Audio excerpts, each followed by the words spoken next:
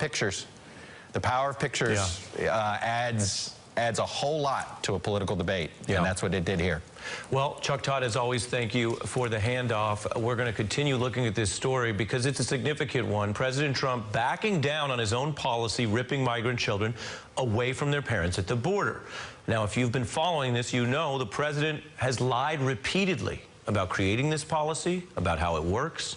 And we and many other reporters have covered those lies and called them out as such because there's no other way to refer to it.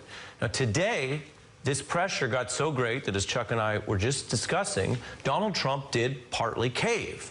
You're looking at what that actually looks like.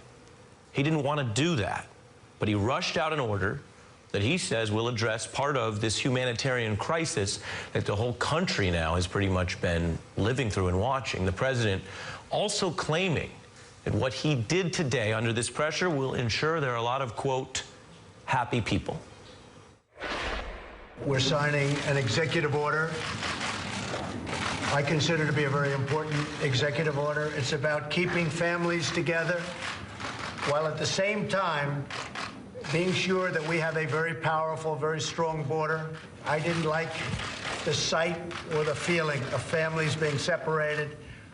There's a problem that's gone on for many years, as you know, through many administrations, and we're working very hard on immigration. It's been just left out in the cold. I feel very strongly about it. I think anybody with a heart would feel very strongly about it. You're going to have a lot of happy people.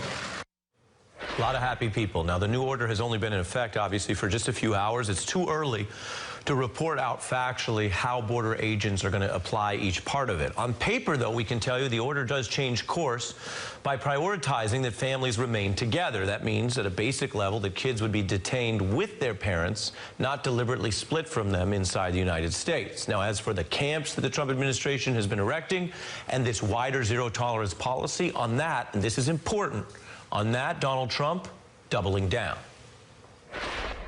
We're keeping families together, and this will solve that problem. At the same time, we are keeping a very powerful border, and it continues to be a zero tolerance. We have zero tolerance for people that enter our country illegally. Zero tolerance, those aren't just buzzwords. That is the language, the legal force in Jeff Sessions' memo, which comes from the Trump administration. Trump also saying anybody with a heart would feel strongly about ripping kids and babies away from their parents. That's what the president said today because he's gotten busted. He's gotten in trouble. As Chuck was just reporting, he has been completely contradicted and rebuked by his own elected representatives in his party. But I want you to know, because we track this, what else he's been saying. Here's what he said yesterday. When you prosecute the parents for coming in illegally, which should happen, you have to take the children away. You have to take the children away. We don't always know what Donald Trump thinks. This week, this past 2 weeks perhaps, have been, for many people, a new low. But that is what he said you have to do. That was the position. Today he says he doesn't like seeing that.